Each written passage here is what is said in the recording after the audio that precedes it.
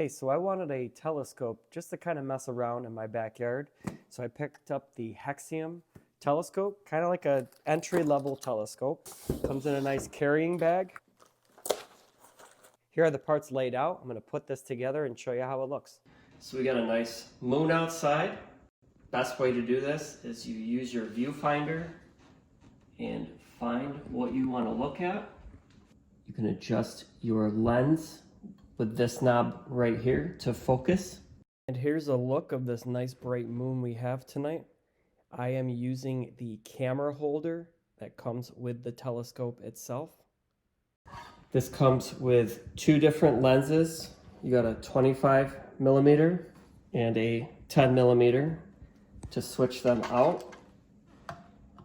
You just set them in place and turn your thumb screw. This also has a Barlow lens that will amplify it 3 times.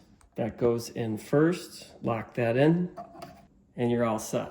You have a nice accessory tray right here. Your lenses slide right in. This comes with a remote control for the phone holder that goes on the telescope. And your tripod here will adjust however you need it to the correct height.